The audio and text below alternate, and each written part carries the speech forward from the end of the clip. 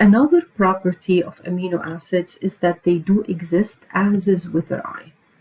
A Zwitterion is a compound that has equal amount of positive and negative charges. This means that the net charge is zero. So we call it a dipolar ion, equal amounts of positive and negative charges. And that is Zwitterion forms whenever you have an internal acid-base reaction. So if we take a look at, this is the general form of an amino acid. You do have your alpha carbon in there. You do have the amino group on the left. You do have the acid group on the right. But here I am showing the amino acid in its non-ionized form. Non-ionized form meaning that it has no charges in there. This does not exist. Why? It doesn't exist because you do have a base and you do have an acid in the same molecule. So what happens here is that we know that bases take acidic hydrogens, right? And this is my acidic hydrogen. And this here is the base, which is the lone pairs of the nitrogen. So what happens here is that we will have an internal acid-base reaction. The base will come and take that acidic hydrogen. It will become an NH3 positive, and the carboxylate there will have a negative charge on the oxygen, because we know that when nitrogen has 4 bonds, it's a positive charge, and when oxygen has 1 bond and the 3 lone pairs, it is a negative charge in there. This is called a Zwitterion, and as I said, it's equal amounts of positive and negative, ending up with a net charge of 0 in there. And this is how the amino acids exist in nature. They exist as ions. This is the ionic form. It is the ionic form of the amino acid. So this is why we say that amino acids, so amino acids exists in their ionized form. Okay, in nature, they do not exist in their non-ionized form, because their non-ionized form contains a base and an acid, and this will have an internal reaction. The base will take the acidic hydrogen, and you're going to form the ionized form of the amino acid. So how do amino acids change at different pH? Amino acids, they act as an acid or as a base. It depends actually on the pH of the solution. So this is why we are going to give them the term amphoteric. So amphoteric means that they can act as an acid and they can act as a base. Why? Because you can easily see that they have an acidic part, they have a basic part in there. So they can act as an acid, they can act as a base.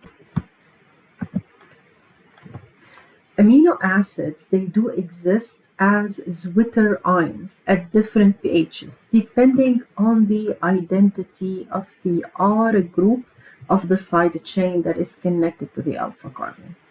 So the term isoelectric point, let's go ahead and highlight that.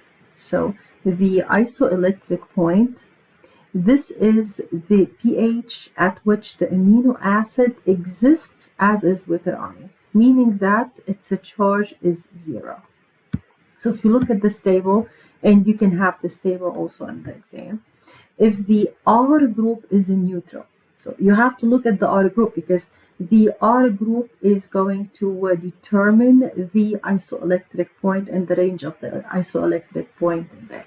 So if the R group is neutral, then the isoelectric point is normally around pH equal to 6.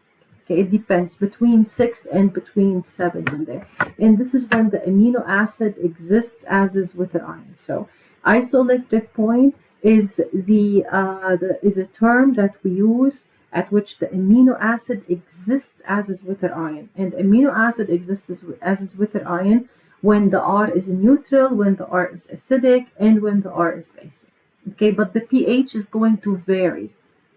So for neutral R's, The isoelectric point, normally, this is the isoelectric point, is at pH around 6, between 6 and 7 in there. And this is when the amino acid exists as a Zwitter ion, meaning it has equal amount of positive and negative charges, and the net charge equal to 0. If the R is acidic, then the isoelectric point exists at a pH which is less than 6. And if the R is basic, then the isoelectric point exists at a pH which is more than 6. So for acidic amino acids, this rule over here is for acidic amino acids in there. So for acidic amino acids, if they are present in a basic condition, this is why it's an alkaline condition. If the pH is higher than the isoelectric point, so you have the pH in there is more than the isoelectric point, then in this case, the amino acid acts as an acid and it donates a proton. It gives a proton away from its carboxyl group. So this is why acidic amino acids, they do have a net negative charge. On the other hand, for basic amino acids,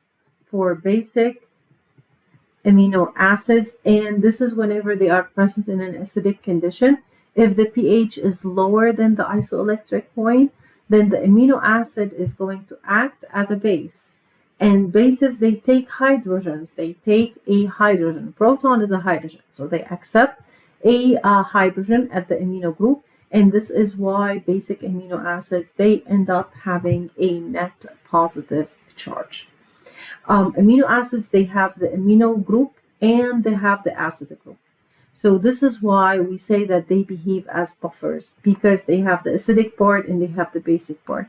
So they can react with an acid or they can react with a base depending on what the medium is to get different products. So let's have an example. This sheet is also found on eCampus. So let's say, for example, if I give you alanine and ask you, what is the structure aniline at pH equal to 2? So we know that from the table, look up for the structure of alanine. Alanine is a neutral non-polar amino acid. And its structure is NH3 positive, and then you do have your alpha carbon. On the alpha carbon, alanine has a CH3, and then you have your acid in there. Okay, now look at the pH, because the pH will tell you the medium that you are working with. We know that pH equal to 7 is a neutral, and whenever the pH ranges from 0 to 7, this is going to be acidic.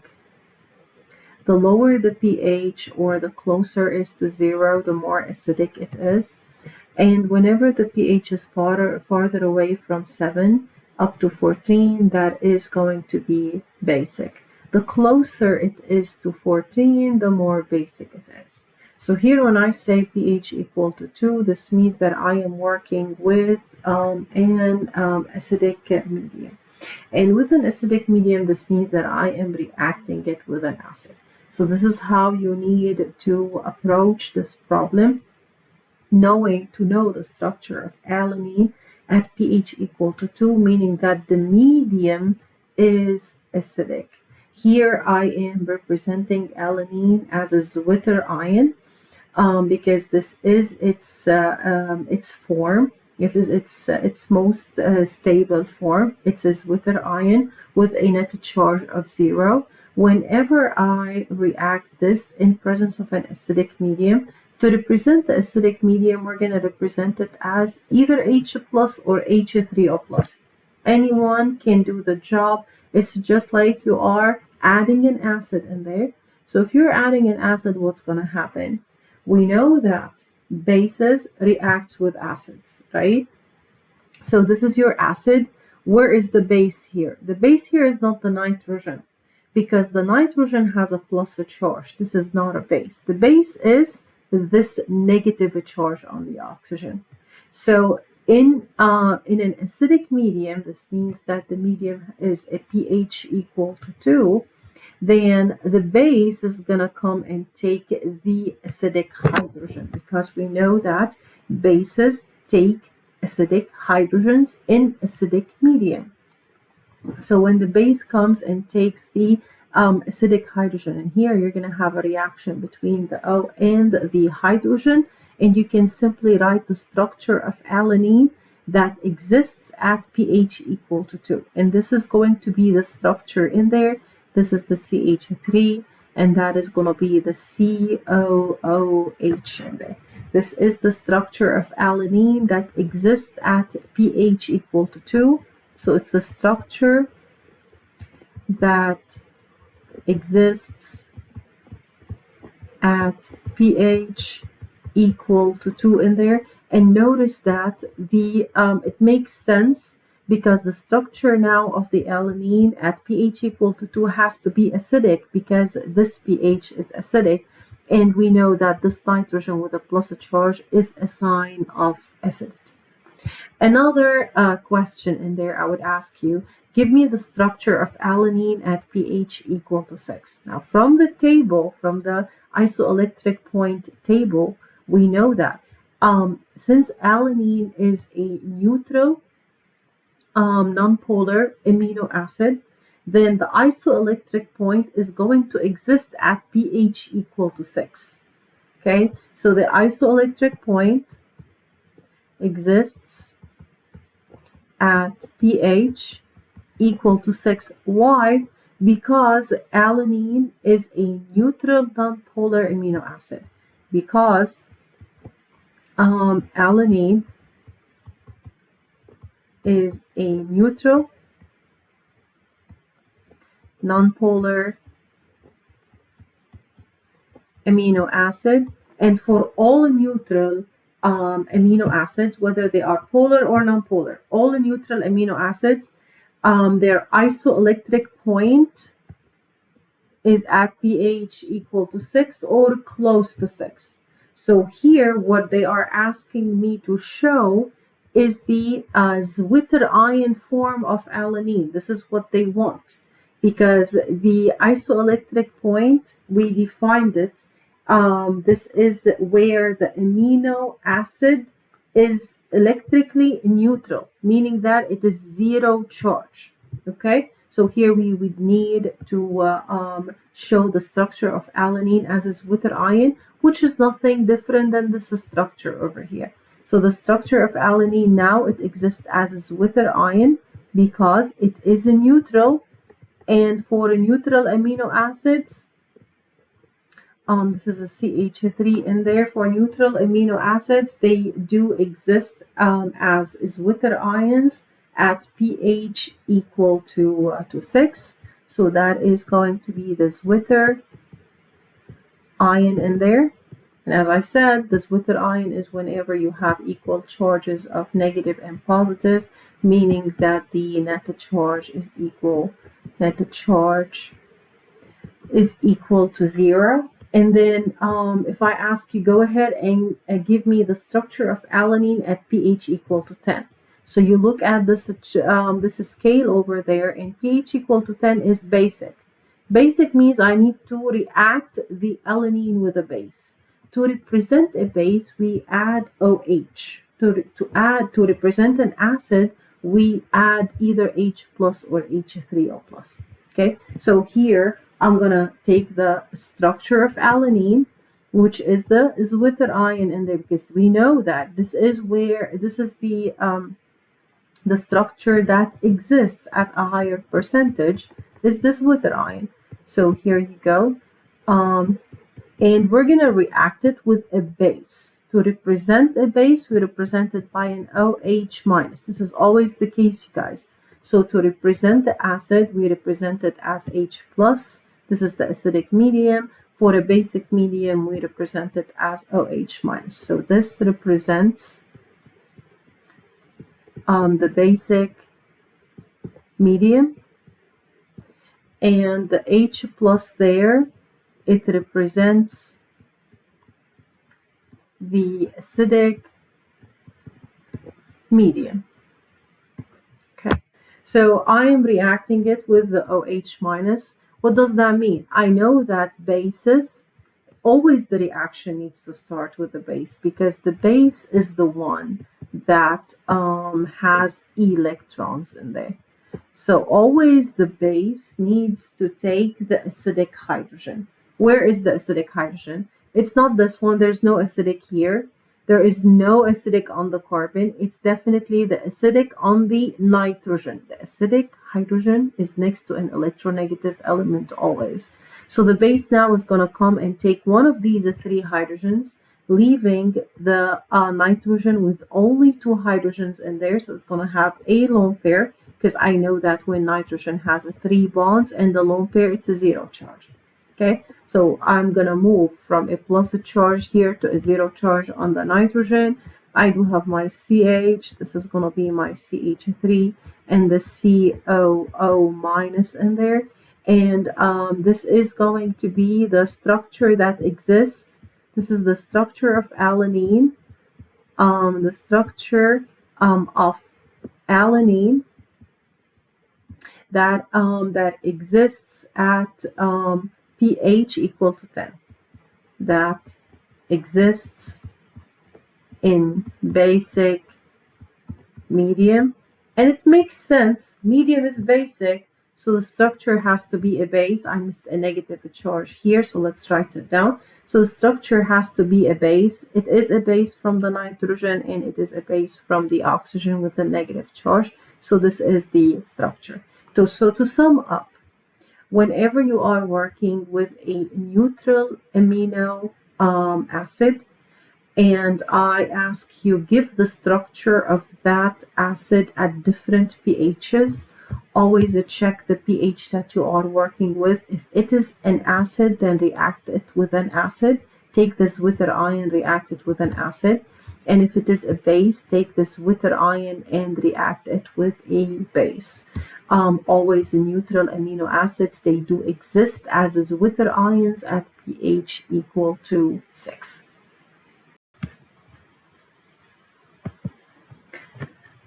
Let's have another example. Okay, this is similar to the one above, except I am using aspartate, and aspartate is an acidic amino acid with polar side chain. And I want to prove that aspartate, since this one is an acidic amino acid, okay, we want to prove that aspartate acts as a buffer. All amino acids, because they have the acidic part and the basic part, they act as buffer. And to prove that they act as buffer, we react them with a base and we react them with an acid. H3O plus is an acid. OH minus is a base. So let's start by drawing the first medium, which is the acidic medium reaction. So we're gonna write down the structure of the aspartate. This is the CH, the COO minus. You can get it from the table as well. This is the CH2, and then you have the base in there. Notice that the net charge of the aspartate is negative. Why it's negative? It's negative. This means that it's very sensitive to an acid. The moment it's present in an acidic medium, it's going to react with the acid. To calculate the net charge, all what you need to do is just add your charges. These two are 0, so I'm going to end up with negative. Always acidic amino acids, they have a negative charge because they are very sensitive to acids. They would react with acids to eliminate that negative charge and turn that negative charge into neutral. So so I'm going to go ahead and react this. I want to prove now that aspartate acts as both base and acid. So let's start with the basic part first, not the acid, the basic part. So with the base, we know that bases take acidic hydrogens, right? So I need to search for the acidic hydrogen in this structure. So I do have my base in there. My only acidic hydrogen is this hydrogen over here, one of the hydrogens of the NH3. So the base is going to come and take one of these hydrogens of the NH3 in there, and it changes the NH3 into NH2. So I'm going to end up having an NH2. The nitrogen will end up having 3 bonds. And I know that when nitrogen has 3 bonds, it will have a lone pair and its charge is going to be 0. And then go ahead and write your structure in there. This is a negative charge. I will have a CH2 here and then a COO negative, which makes sense that this structure now is going to be basic because it is present in a basic medium. This is the product after the amino acid is reacted in presence of a base. So definitely it has to make a base in there. And it is a base because the charge is 2 negative. The second part, I'm going to use that same as that same acid. This is the CH. There you go. Amino acid. And I'm going to react it with an acidic medium. Now I'm going to use H plus, H3O plus. Both are going to be the same. So with an acid, I know that bases take acidic hydrogens. Or in other words, always acids, they protonate the bases in there. So every single base in there from the oxygen is going to come and take a hydrogen from the acid. So you're going to have a protonation of the base, and you are going to get your acidic product in this case because the medium is acidic. I'm not going to do anything to the ammonium ion. The NH3 plus is already acidic. There is nothing here. There will be no reaction because this is an acid. This is an acid. Two acids cannot react with each other, but bases, they do react with an acid. So this is going to react, and I'm going to end up protonating my carboxylate. So the carboxylate will turn into an acid in there, both of them. Okay. And I'm going to end up getting my aspartic acid. Okay, so I start with aspartate amino acid, and I'm going to end up getting my aspartic acid. So this one is an aspartic acid. This one is still an aspartate. This one is an aspartic acid because the medium is acidic.